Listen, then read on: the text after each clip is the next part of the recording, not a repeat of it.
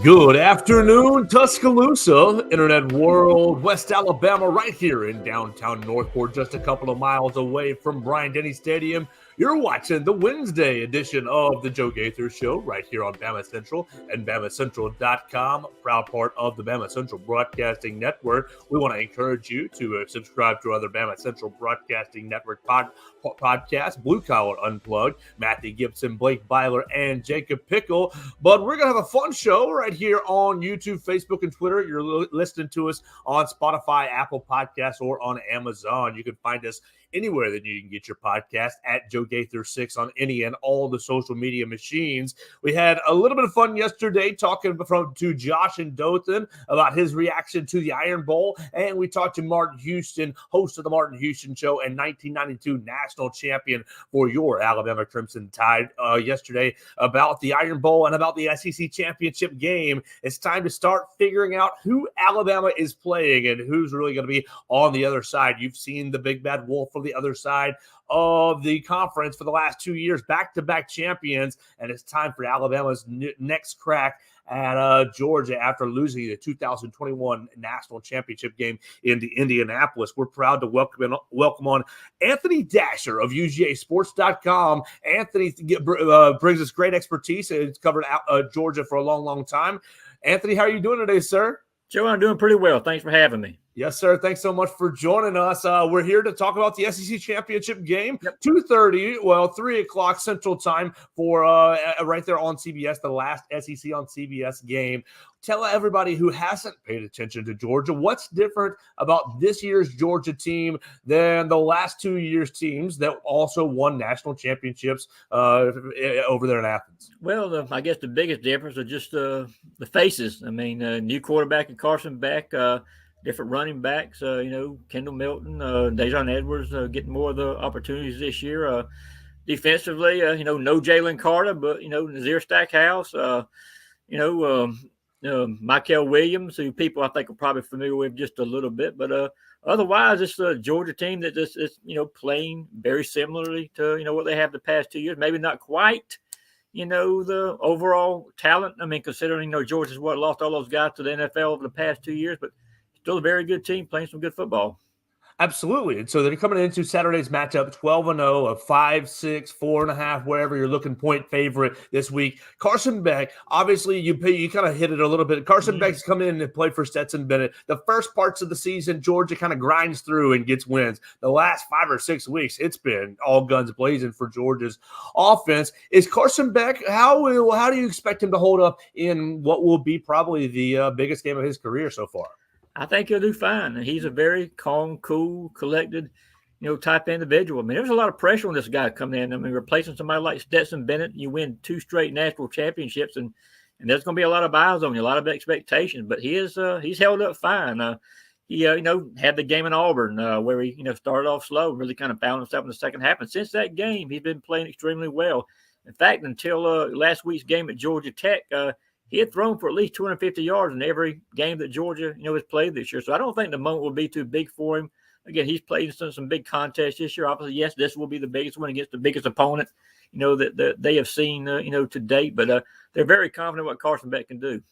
Well, talk about just how challenging it is, obviously, replacing Stetson Bennett. But secondarily, for those who haven't paid attention to Georgia's season, Georgia's been cycling skill position players in and out of the lineup due to injury all year long. Obviously, Brock Bowers getting the most attention with his ankle injury, but really not having a set wide receiver core throughout the year and just kind of having a lot of moving parts. So just Carson Beck's ability to just kind of roll with whoever's out there and just play consistent football. Yeah, the stats tell a story on that. He's consistently every game he'll complete passes to 9 or 10 different receivers. I mean, you look at Georgia's receiving stats, and none of them, other than Brock Bowers, really jumps out at you. But they've got some guys who are playing well. They got some guys who can make plays. I mean, you look at the SEC stats, and you won't see any Georgia receivers mentioned, but guys like Dom Lovett, came over from Missouri. Robert Thomas, I don't think he's going to play this week, but he's had a good, he's had a good year.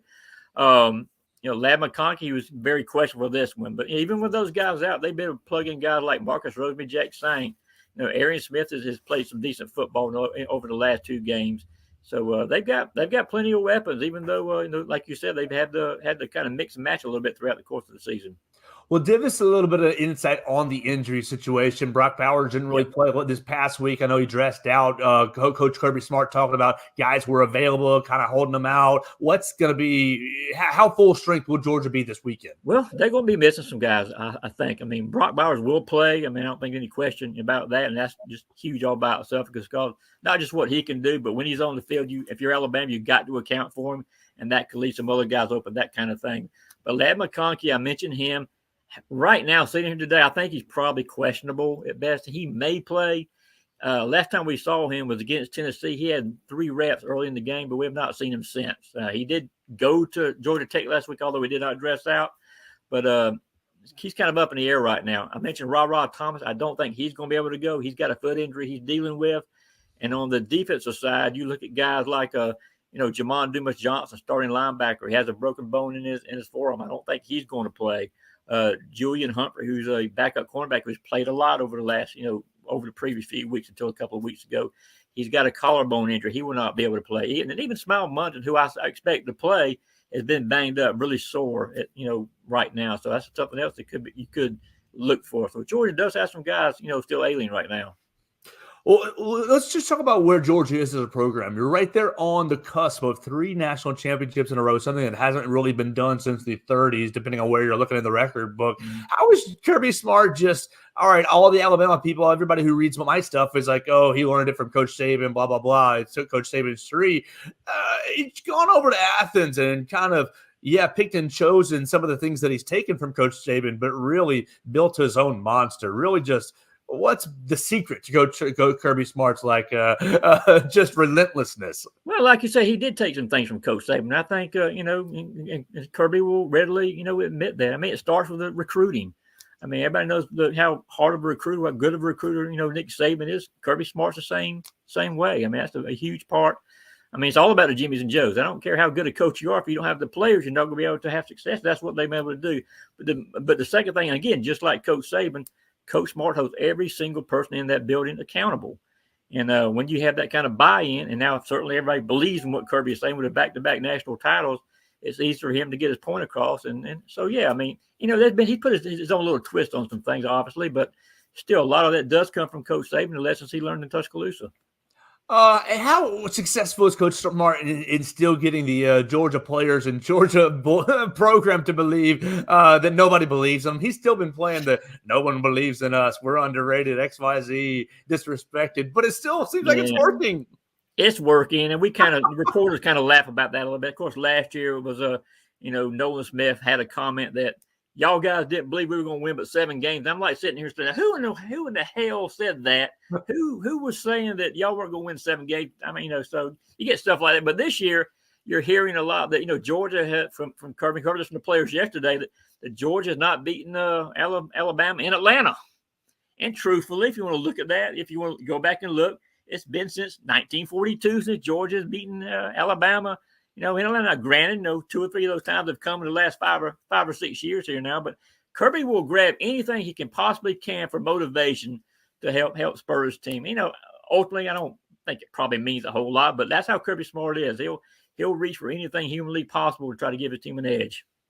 Well, Georgia hasn't really been challenged this season since probably even the South Carolina game where South Carolina had a little bit of a lead. Georgia's taking care of business the last 7 or 8 weeks. What has challenged the Georgia team this season going into Saturday? What are some things that Alabama might take from different opponents that has maybe given Georgia a little bit of trouble? Not much, but just a little bit of trouble. Well, you look at the last 8 games now. I think the opponent has led in the first quarter in each one of those contests. Many of them scored right off the bat, right off the bat, and even the Missouri game, Georgia had a quick 3-0 lead, but Missouri comes back and gets a touchdown at 7-3 in the first quarter.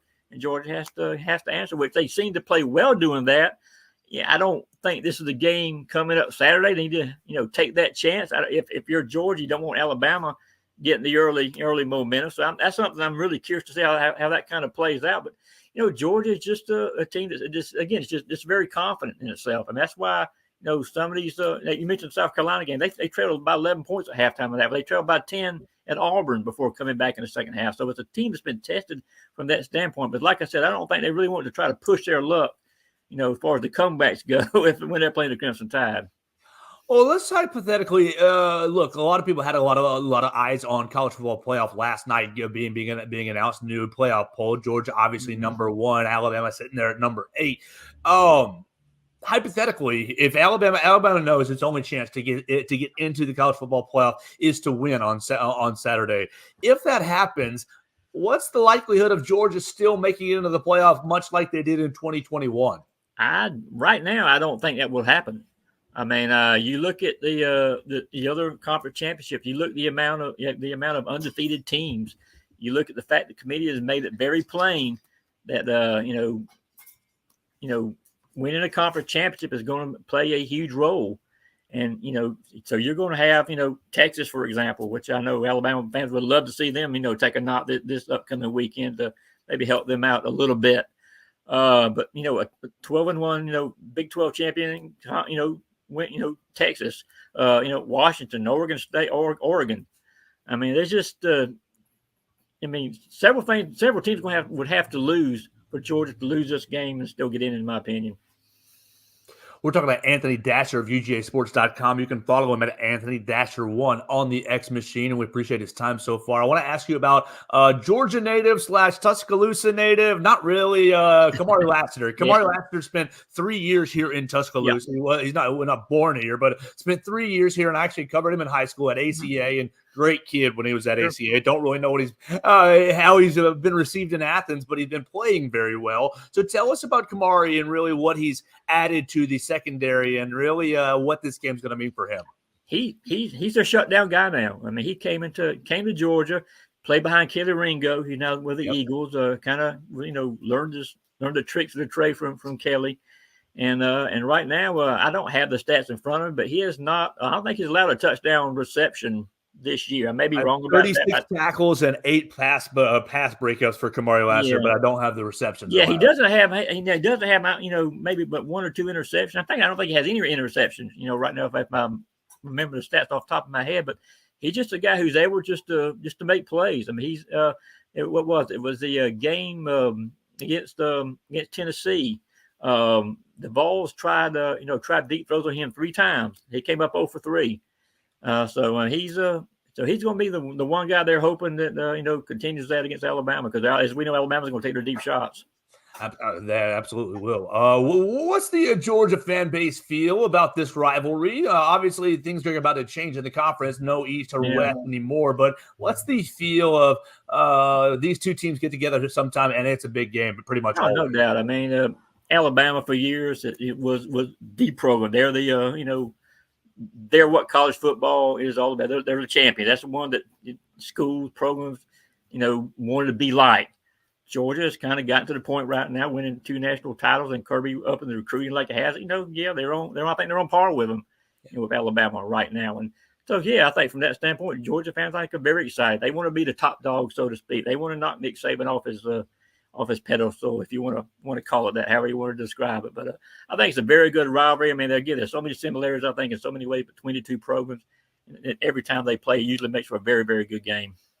What's something that UGAsports.com, you and your partners or you and your cohorts are talking about this week that maybe you don't think is getting enough attention, enough run as we're 4 days away, 3 days away from kickoff on Saturday? Well, I don't know if it's anything that people aren't talking about, but from our perspective, how Georgia is going to do defending Jalen Milroe, that's going to be the key. I have people mention to me all the time, well, Georgia's going to use a spy. I'm like, no, Kirby Smart has never used a spy. Excuse my cat killing across my plane there. We love cats. Mine's in the other room. It's all good. But, I think how Georgia defends Milroe, I mentioned the deep throws, how deadly he is. I think, completing 55% of those passes during the course of the year. How they defend him has been the story. I think will continue to be the story until we actually see it unfold on the field Saturday afternoon.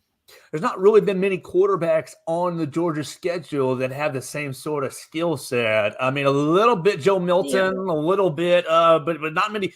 Many. Auburn has some. Missouri quarterback did a good job. Last week, Haynes King for Georgia Tech, they operate a lot of zone read type runs. Yeah. Which, from my understanding, you don't see Jalen do a ton of. Right. But again, he's so athletic that he can take a broken play and turn it into a 40-yard game in the blink of an eye. So that's what they have to really concern themselves with. But they have faced running quarterbacks, and again, they have been hurt. I mean, Auburn had the 65-yard run in that contest. And I mentioned the quarterback, the quarterback from Missouri has some big plays with his legs. And last week, quarterback from Georgia Tech did the same thing. So that is an area that that has given them trouble in the past. And again, as I was mentioning earlier, I'm curious to see how Georgia responds this week against the best runner they've seen all year. Anthony, my parents are 1983, 84 graduates of the University of Georgia. So just tell everybody what this 2-year, 3-year span, Kirby Smart, what he's built means to just the Georgia faithful, for people who haven't really kind of grasped what it means. Man. 40 years, when they won, I text mom and dad, I say, congratulations, Mom. It's finally your time. Well, when you hear Georgia fans of any kind talk about the best of times, these are the best of times for if you're a Georgia fan. 29 straight wins, 45-1 over the past, 2+ years, whatever it's, been now. Georgia never had a run like this. Few colleges, few schools, period, have had runs like this. So they're soaking it in right now. But again, big game this Saturday. The ultimate, test, I think, in the eyes of most Georgia fans. If they can get past Alabama, they feel they've got a pretty good shot of winning 3 straight national championships. Absolutely. Last thing for us is, what do you think about going to happen in the game? I know you got a couple more days to think and decide, but follow Anthony Dasher at UGAsports.com. What do you think? Last little thoughts on the game on Saturday. Well, both teams, I think, are going to make plays. I mean, you're going to see explosives on both sides of the ball, and it's going to come out, corny cliche from me, but whoever makes the least the fewest mistakes, I think in this one is going to win the game. Again, these teams are both that good. In my opinion, they're 2 of the 4 best teams in the country. I don't care what the committee says, after, Saturday is over. So it's going to be a great game. I'm really looking forward to it. I'm looking forward to it as well. Thanks for hanging out and talking to us. This is Anthony Dasher of UGAsports.com. Make sure you follow him at Anthony Dasher1 on the X Machine. Hope you have a great day, man. Sir, thank you so much for your time. Thanks, Joe. No problem. Yes, sir. That's Anthony Dasher joining us, and we're going to keep things rolling on the Joe Gaither Show. We're going to come back with a little bit of a Mississippi State report. Mississippi State finally hired a coach. We'll find out from Kensi Brandenberg about what in the world Jeff Lebby's going to do in Starkville. We'll do that and more next, right here on the Joe Gaither Show on Bama Central and BamaCentral.com.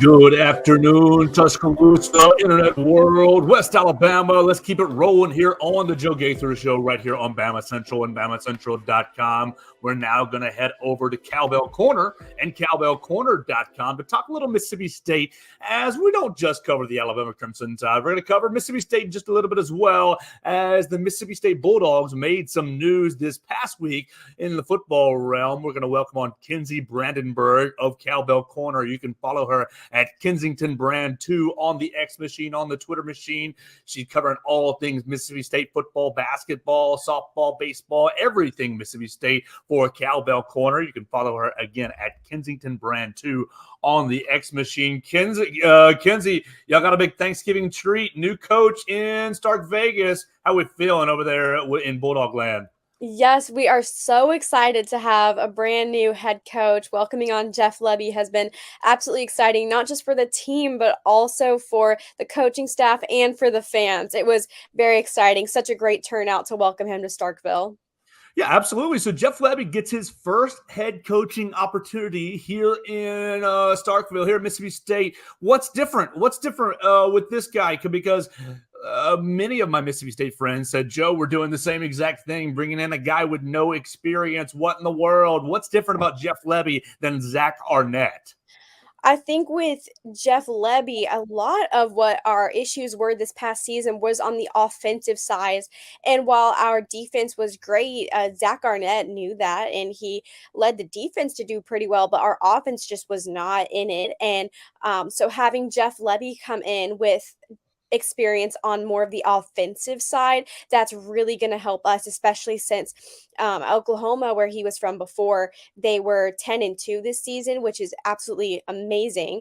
And so having Lebby come in and help us on the offensive side is going to be what really will help us improve next season.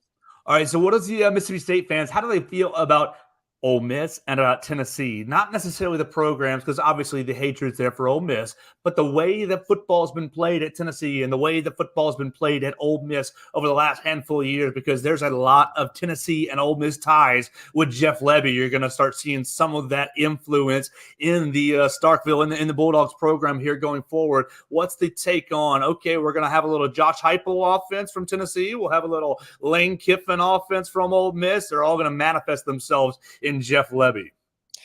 Well, with Jeff Lebby, what we'll see is that he has that experience having been at Ole Miss before. And while the team is not the same as it was many years ago when he coached there, we'll see that maybe he still knows some of their strategies, some of their tricks. And so we may even have a leg up on Ole Miss with him having experience there before. With Tennessee, I mean, I don't think our conference schedule has been released yet. So we may not even see Tennessee on our schedule. But if we do, then what we really need is to have that offense so that we can take on Tennessee, since they've been doing pretty well this season as well. Well, yeah, you see Jeff Lebby, he coached under Josh Heupel, the Tennessee head coach, when they were at UCF together. And then obviously he spent some time at Ole Miss with Lane Kiffin as offensive coordinator. Is there any concern over, we're giving the guy who's never been in control of an SEC program? There was a little bit of similarities in Zach Arnett in that fashion, but Jeff Lebby, he's been in some pretty big spots. I mean, Oklahoma is no small program, obviously coming from Oklahoma as a kind of a player / coach. He got hurt and started his coaching career. He's been in some big programs. What's is he ready to step into SEC life? Well, with him, he's had some more experience being in the SEC, even if it's not leading a team. However, with what he's bringing to the table, the Oklahoma Sooners, they averaged 502 yards per game this past season. So we see that he knows the ins and outs and like what the team needs to accomplish in order to get it. And so there may be, if we face Tennessee and when we do face Ole Miss, there may be some tension with the other coaches depending on how they parted years ago. However, what we'll see is that he may even give it a good, cleaner game with knowing the other coaches. However, on top of that, with Oklahoma, I mean, we saw where he kind of had a little controversy with the Baylor coach and everything, but we'll see how that plays out, and hopefully he's cleaned himself up. Okay, as a woman, I'll put you in the fire. Just kind of put your feet to the fire. How does that make you feel, both as a sports reporter, obviously, but you wake up every day as a woman first. So like that, how does that kind of make you feel as, you had to be objective as a reporting on Starkville, reporting on Mississippi State, but obviously a little support there. You go to school there. How does that make you feel? Do you feel maybe disrespected at all? Does it matter? Is it long ago in the past to where, okay, learned your lesson? What's the deal? For those who don't know, he was on the Baylor staff during the Art Briles kind of scandal, the sexual assault allegation scandal that kind of doomed Art Briles' coaching career. Now, Jeff Lebby wasn't really prominent in that, but he was named in one of the lawsuits as one of the alleged victims went to and named Jeff Lebby, saying, I said this happened and he did nothing. Now, obviously, that was a while ago. So, yeah, I'll just open it up to you as a sports, someone who follows sports, as a woman daily, and as a Mississippi State student. What's the feel there? It does make some nerves arise knowing that someone with that past is coming. However, I truly, as a person and a moral person, also hope that he's past that and that's all in the past, and that what he's coming with is not that baggage with him, but instead trying to have a new start in Starkville, only focusing on just the team and coaching a team and nothing outside of that. All right, so he's 39 right now. He's 39. He's going to turn 40 in January, so just a couple of months away from turning 40. During the time at Baylor, that was 2008 to 2016. So what's that run us? That runs us a little over 10 years ago. So he'd have been 26. He'd have been 26 through 31 or so. Yeah, is that about right? That 8 years. He would have been 26 through 34. That range. So yeah, I mean, I'm right at 34. Hopefully I will continue to learn and develop and treat everyone fairly and honestly and well. Hopefully he will grow from that moment at Baylor. I kind of feel like that's a learning experience. That was his first major college job. Yeah, definitely. Hopefully a one-time thing, and we won't even see anything like that arise. Instead, we'll just see Absolutely. him Absolutely. coaching. All right, so I talked to Justice Sandel last week about Will Rogers transferring. What's the Mississippi State feel? What's Will Rogers mean to Mississippi State? And what's going to be the next step for, okay, we're losing our highly thought of quarterback, going to have to replace him. Is it going to be transfer portal for Jeff Lebby, or is it going to be recruiting train, or is there somebody waiting in the wings to take over for Will Rogers? Well, with Will Rogers, what we see is he has been our lead quarterback for multiple years. And with him being from Mississippi native, I mean, this is his home. So seeing him go, while it is sad, the fan base really isn't that sad because he did make a lot of mistakes on the field. So there was even chance from the student section wanting to put other quarterbacks in, asking for Mike Wright to go in instead, multiple games. And so with him gone, it may even give us a step up. And however, we do have Mike Wright training to be maybe our QB1. We're probably still on the lookout for a new recruit just to have another backup. And because we do have Chris Parson, but what we need is a strong quarterback who can lead us, who can complete most of his passes, who can run the ball. We need a quarterback who can get the job done. So looking from there, we may be looking at a transfer rather than a recruit. And while the team and the school wishes Will Rogers the best, we may see him go to maybe a smaller school and not necessarily another in this conference. All right, we're hearing some Kentucky talk as well for Will Rogers, so we'll see where he goes. But it sounds like it was the right time for everyone to kind of part ways and move on. Your boy Chris Parson, he's up from your neck of the woods. You're a Nashville lady. He's up from Brentwood, Tennessee. And I'm looking through the Mississippi State recruiting class. No quarterbacks committed so far. It'll be a tall task. Jeff Lebby going to have to get somebody in. That's the beauty of the transfer portal. You can get somebody in very, very quickly that's ready to play right away and make you very competitive. Yes, so it's nice to see a player from near where I'm from. That's really fun, especially people that went to school with him that say positive things about him. So we'll see him grow as a quarterback. But having that transfer portal is very convenient. That way we can go ahead and grab a quarterback who can get the job done. And everybody wants to play in the SEC. Jeff Lebby will, get his ducks in a row. He's already retained two coaches. He retained Chris Rumpf, and he's retained defensive line coach David Turner. So he's already filling out that coaching staff.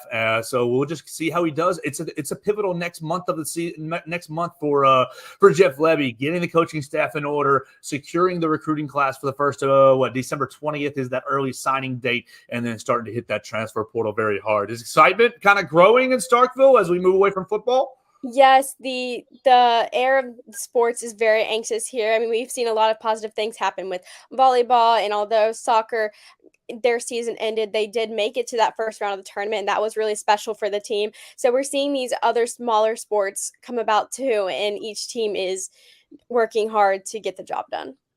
All right, so let's talk basketball. Basketball 6-1, but oh my goodness, Kensi. Mississippi State joins Alabama in taking a loss in the SEC ACC Challenge. Alabama losing to Clemson. Mississippi State losing to Georgia Tech last night. What did you learn about the Bulldogs last night playing the Georgia Tech Yellow Jackets? Well, we started out getting even a little cocky about how the team was doing, having performing so well, Getting and just ranked top 25. absolutely sweeping other teams. So we were very hopeful for this win, and we had everyone getting super excited. I mean, getting ranked was really special, and being undefeated was really special, and it made the entire campus excited, it made the team excited, it made fans excited. So it was really nice. But then we had that loss to Georgia Tech, which isn't creating a lot of buzz because we still have all these non-conference games to get through. I mean, the season has just barely made its way. We haven't even started with our conference game. So hopefully this was just one loss and that we'll get back up and be able to sweep the next opponent. All right, Mississippi State still has Southern on its schedule, has Holiday Hoops Giving in Atlanta against Tulane. That'll be fun next Saturday. We'll go to Rutgers at the end of the month before getting started with conference play. All right, so you've seen them for like 3 weeks now, just still, as you said, in the infancy of basketball season. Through just the early bit and not having Tolu Smith, you've got the second year of Chris Jans. How is the feel of year of 2023? I mean, obviously, look, you take the loss, but it's just one game. Alabama lost on Friday and on Tuesday. It's been kind of a rough couple of days here in Crimson Tide land. What's the feel of, okay, Mississippi State, here's what we can be this year for the basketball program? Well, we're hoping to see the basketball program grow. Jan's had a very successful season last year, and so we're hoping to see that again with it being his second year. We're hoping that he can even take us further than he did last year. And although we don't have Tulu, we're kind of hoping that these other guys can have chances to show what they've got to see if they can lead the team. And so hopefully we'll get Tulu back. I haven't heard anything recent about his condition, but having him back would definitely help even if it's when we start conference games. All right, Kensi, tell everybody what you're doing at Cowbell Corner. What is something that we haven't talked about today that you're very excited about, or something that's coming up that you're thinking that everybody should know about as far as Mississippi State athletics or Cowbell Corner? Right now, we're looking really close at that coaching changes and getting to see where the coaching staff will land for the next season. And we're also looking deep into seeing, as soon as this recruiting class is ready, we're ready to share that with all the fans. Absolutely. December 20th, Kensi, is the early signing date. So our next couple of conversations will revolve around recruiting. We'll talk about recruiting some of the guys that are coming up. Daniel Hill, that's the name to watch out for that both Alabama and Mississippi State fans are fighting over. The Meridian, Mississippi running back has been considering Alabama, Mississippi State, Tennessee, Kentucky, South Carolina. He's all over the place, but it seems like Mississippi State and Alabama are his leaders. So keep an eye out for Daniel Hill. We'll keep an eye out on the Mississippi State recruiting class. They've got right now 24/7 has them as the 42nd overall recruiting class. Got to bump that up, Jeff Levy, if you want to be competitive in the SEC. And we'll keep an eye out on both the women's basketball and men's basketball program as we continue. Kensi, tell everybody where they can follow you and everything that you're into. I know you are about to wrap up the semester in Starkville. Tell everybody where they can follow you, and we'll keep chatting on cowbellcorner.com. Well, thank you for having me. The best ways to connect is through Twitter at Kensington Brand 2. And also, if you want to follow my LinkedIn, Kensi Brandenberg is the name. But other than that, that's the main focus for sports. Right there, Kensington Brand 2 on the X/Twitter machine. And you can hear her each and every time that she joins us on Cowbell Corner at cowbellcorner.com. Thanks so much, Kensi. Have a great day. Thank you. Yes, sir. Yes, ma'am. That's Kensi Brandenberg. And you guys want to check her out on cowbellcorner.com. As Mississippi State, dude, there's nothing better for sports media than a coaching search. So they found their coach, Jeff Levy, offensive genius, offensive guru. He's going to find the rest of his coaching staff, fill out his coaching staff. Mississippi State has 2 of its 10 assistant coaches already set in place. Like we said, the number 2 overall recruiting class is going to have to do some work on that over the next month and change. It's going to have to hit the transfer portal very hard if you're Mississippi State. If you're a program like Mississippi State, like a Missouri, like an Arkansas, you use the transfer portal to supplement the roster, and we'll see how Jeff Levy and company does that. But we appreciate Kensi Brandenberg joining us on the Joe Gaither Show right here on Cowbell Corner and on BamaCentral and on BamaCentral.com. We'll keep things rolling right here on the Joe Gaither Show on a Wednesday on Spotify, Apple Podcasts, and on Amazon, on Facebook, YouTube, and on Twitter.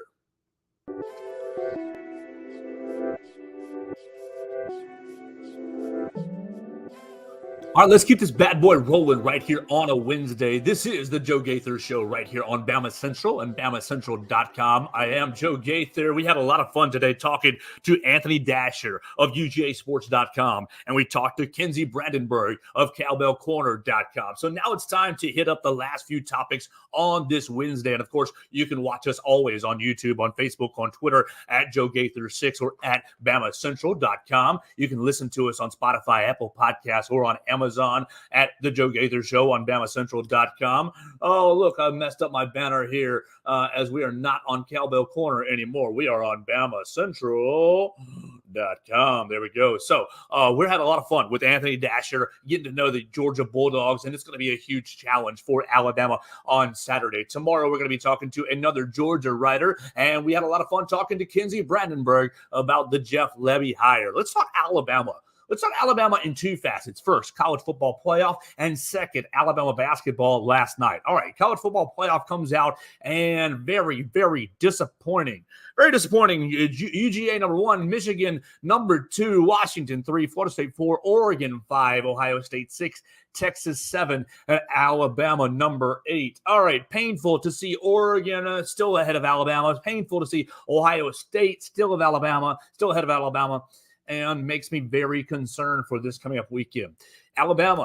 Is Alabama motivated to play spoiler? If that's the only motivation, you can spoil Georgia's SEC national championship bid and kind of eliminate the SEC from college football playoff contention.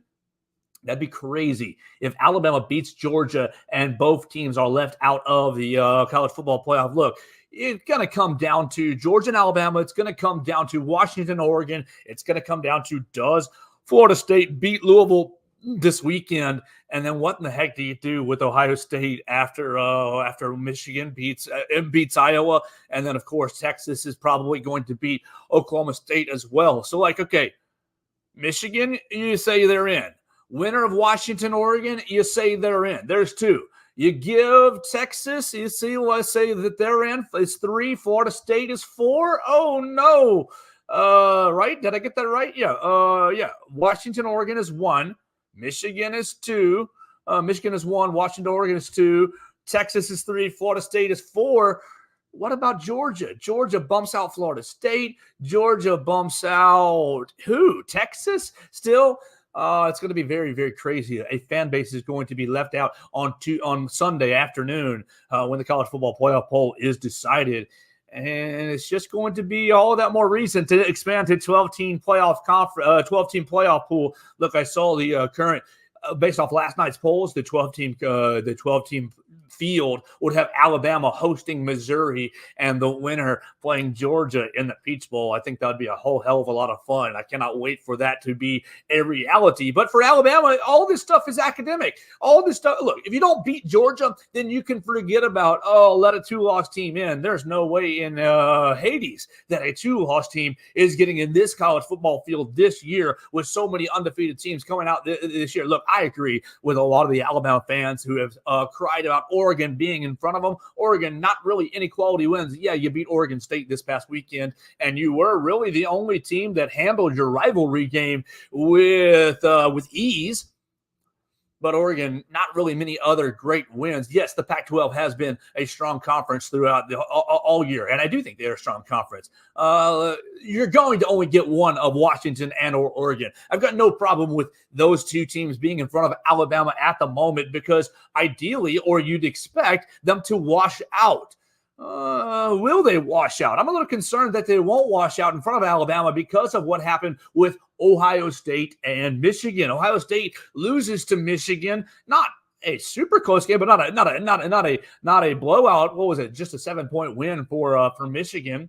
And great, good job, Michigan. You stay at number 2, but Ohio State should drop to 8. They should drop to 8. Michigan, everybody moves up a spot. Texas, Alabama, Oregon, everybody moves up a spot, and Ohio State should drop to 8. But that's not what happened. They dropped Ohio State to 6, still behind Alabama. And what's on Ohio State's resume? A win against Notre Dame. Congratulations. You beat the Golden Domers when they had 10 guys on the field. I don't really understand this committee. They can talk about, we're not talking about best 4 teams. We're not talking about most 4. We're not talking about most 4 deserving. We're talking about best 4 teams. You're not talking about best 4 teams the way that the committee has seeded things over the last several weeks. I think you're going to be in for a very weird Sunday, depending on the results on Saturday. Look, if you're the committee, you're hoping that Georgia beats the brakes off of Alabama and makes your job easy. You're hoping that Michigan wins easy. You're hoping that Washington wins easy. You're hoping that Texas loses to Oklahoma State and Florida State, that they beat Louisville as well with their backup quarterback to make it nice and easy for you. Look, as a college football fan, I'm hoping for the absolute most chaos. Give me a Georgia win. Give me a Iowa win. Iowa beating Michigan, maybe. Doubtful that will happen. But give me a Louisville win. Give me an Oregon win. Give me an Oklahoma State victory as well. Let's have a lot of fun on the final week of college football season. But I will say, from an Alabama contingent, from an Alabama standpoint, I see this shaping up to be a very, very disappointing end for the SEC for this year. And how crazy would that be for Georgia to be back-to-back national champions, go entire season undefeated, and then lose in the conference championship game and be left out? And how crazy would it be for Alabama to go 12 wins in a row? Your last loss would have been week number 2 to Texas. 12 wins in a row, SEC champions, but you're left out of the college football playoff, determined not to be one of the best 4 teams in the nation. How insane would that? Look, I know you don't all love Jalen Milroe, and of course he's not Bryce Young, and he's not Tua Tagovailoa and Mac Jones playing quarterback in the traditional, conventional way. But damn, Alabama is one of the best 4 teams. Right now, Alabama is playing football at a top 4 team level. And for Alabama to do that, to win on Saturday and to be left out, I think would be an absolute crime. Now, subsequently, if Georgia wins, look, they're in. If Georgia loses, does that mean they're not one of the 4 best teams in the country? I don't think you can say, even if they lose in big blowout fashion, which I'd be shocked at. But I don't envy the committee's position. I don't think they've done a very good job this year, but they have a very hard job, and I realize that I come from a little bit of a biased perspective. It's going to be a lot of fun to see Saturday play out, Washington, Oregon, to see Florida State, Louisville play out, to see Texas, Oklahoma State play out. I know Ohio State, you're kind of stuck in no man's land. I don't know what Ohio State would want to root for to get them in the playoff. Michigan, if Michigan loses to Iowa, are they going to stay in the playoff, in the top 4 field? I think the conference championship weight should be quite heavy this year. If whoever wins the SEC, you should be in. Whoever wins the Pac-12, you should be in. And from there, I think you should take the next 2 best teams in the country, which will probably be Michigan, and in my opinion would be Texas, considering Florida State playing with its backup quarterback. So we'll just have to pay attention to it the rest of the week, and really Saturday and Sunday. Sunday, I think at 12. I believe at 12 noon, they'll be putting out the new college football playoff poll, and we'll see. That'll be the final college football playoff poll. We'll see if Alabama makes it in, if they're able to pull off the upset over the Georgia Bulldogs. All right, let's go to the hard court last night. You heard us talk about the ACC-SEC challenge with Kensi Brandenberg of Cowbell Corner, talking about Mississippi State losing to Georgia Tech. Well, they weren't the only loser last night. The Alabama Crimson Tide lost their second game in 3. Their second out of 3 games. Losing to Clemson last night, 85-77, and just another atrocious defensive day. Giving up 1.26 points per possession on the entirety of the day, 1.65 in the second half. Second time in 3 games, Alabama has allowed an opposing player to go for a career high. It was Bruce Thornton for Ohio State 2 games ago. It was P.J. Hall for Clemson last night. 21 points for P.J. Hall as the Tigers won 85-77. And okay, yeah, were the shots... You could say the shots weren't falling for Alabama. They were okay. They weren't bad. It's the defense. The defense is atrocious for this basketball team. And if Alabama's basketball team wants to get to where it wants to go, which is be contending for an SEC title, be making a deep run in the March tournament, then they're going to have to take a large step forward on the defensive side of the floor. Look, you have shown that you can score with anyone. You want to say 77 points and the offense didn't play very well? There's an argument to be made for that. But the offense didn't play very well. But you still scored 77 points. That should be enough to win any ball game. Goodness gracious, Alabama's basketball season has been marked so far with bad defensive output. Look, Alabama has scored 77, 91, 81, 98, 102, 102, 105. Like, you have been scoring lots of points, but you're giving up way too much. Giving up 85, giving up 99. Oh, excuse me. Giving up 85, 91, 92, 67, then 46, 80, and 73. Alabama is going to have enough firepower to really be in all of these games all year long, probably.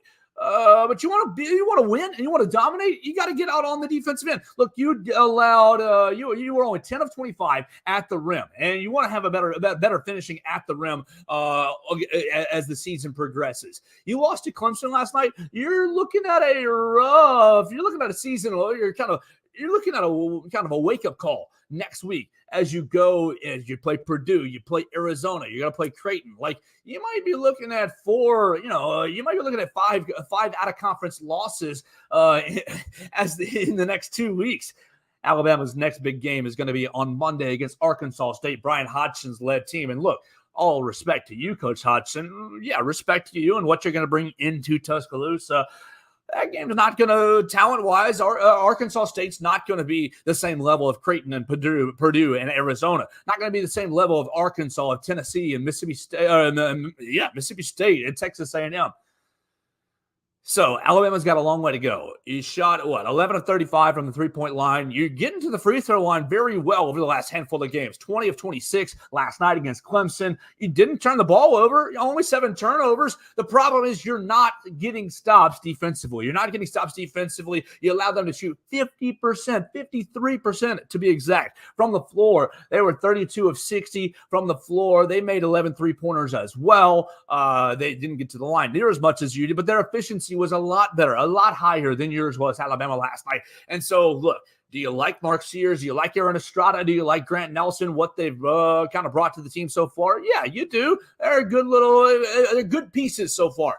But the cohesion, especially on the defensive side of the ball, is not there for Alabama. Is not apparent right there for Alabama. You started Mo Agee got the start last night. Did okay. You need more. You don't have anybody who's protecting the rim right now at a high level. And so you got to have more production on the defensive side of the ball. You've got to have more coverage at the hole, more rim protection for Alabama. Just not good right now. Yeah, Alabama ranked 23-24 after its loss last week to Ohio State. Probably going to fall out of the top 25. I'd drop them out of the top 25. Not playing top 25 basketball right now, especially on the defensive side of the floor. Losing in the second half, 52 to 45. You took a 1-point deficit at halftime into a big deficit, basically because you couldn't get any stops. And whether that was them wearing you down on the inside, yeah, a little bit. Whether it was attention to detail around the perimeter, yeah, for sure. Or whether it was Clemson just making shots, a little bit of that as well. Alabama still has a long way to go if you want to be competitive in this basketball season. And we do want to be competitive in this basketball season. I do think that Grant Nelson is a very talented player. Did kind of look a little thin last night. I do think that Mark Sears is a talented player, is a little undersized. I do think that Aaron Estrada is a good little offensive player. Maybe needs a little more on the defensive side of the floor.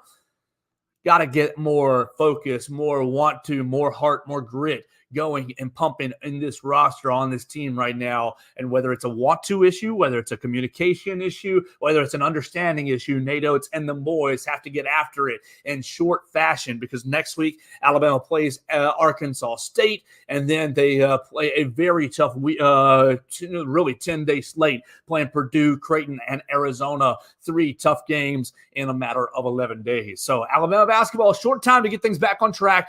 Look, we love the hoops and we love the Tide right here on the Joe Gaither Show. I was not a happy man, not a happy camper at the end of the game last night. Not really pleased with the effort. 77 points should be enough to win. You got out in transition enough. Just could not get any stops in the half-court setting. Credit Clemson. They made some baskets. They made some buckets. But you can't have 2 games out of 3 giving a team, a career high. PJ Hall, 21 points last night. Bruce Thornton going for a career high for Ohio State on Friday night. So not very good for Alabama basketball on the defensive end. Do I think that they can put it together? Of course, it's still early. Like I said, Alabama, 6-1? Is that what I have as Alabama basketball has not played very much. Yeah, they're 5-2. They're 5-2. It's not like that they've been, played a ton of games so far. It's still very early. Not enough time to write the team off yet, but there are concerning signs when you think about postseason play, when you think about where this team wants to go, and that's SEC championship territory. The defensive effort so far through the first 7 games, not going to get it done by far. All right, so that's going to turn it down for us today. That's going to shut it down on the program. We want to thank Anthony Dasher for joining us, UGAsports.com. We want to thank Kensi Brandenberg, cowbellcorner.com. We talked college football playoff. We talked Alabama basketball as well right here on the Joe Gaither Show on BamaCentral and BamaCentral.com. We have a lot of fun each and every weekday. We would love it if you would subscribe, rate, and review the show either on Spotify, Apple Podcasts, or on Amazon. If you'd share the show with a friend, either on BamaCentral's YouTube channel, my own Facebook or Twitter at Joe Gaither 6. We appreciate any of all the Bama fans, all the SEC fans, all the sports fans. Whether you hate Alabama, it's A-OK as well. Send us your comments, questions, queries, and complaints. Connect with me on all the social media machines at Joe Gaither 6. Subscribe to our other Bama Central Broadcasting Network podcasts, our friends Blue Collar Unplugged. They're going to have a lot to say about last night's loss going forward. Jacob Pickle, Matthew Gibson, and Blake Byler. Ooh, our man Jay Williams taking a big shot at Alabama basketball last night, calling it a tennis match inside Coleman Coliseum. I'm sure the Blue Collar Unplugged guys are going to have a lot to say about that, so make sure you subscribe to them as well. That's going to do it for our show today. We'll be back tomorrow with another Georgia writer to get another perspective on the Georgia Bulldogs, and we'll keep things rolling on this SEC Championship week right here on the Joe Gaither Show on Bama Central and BamaCentral.com.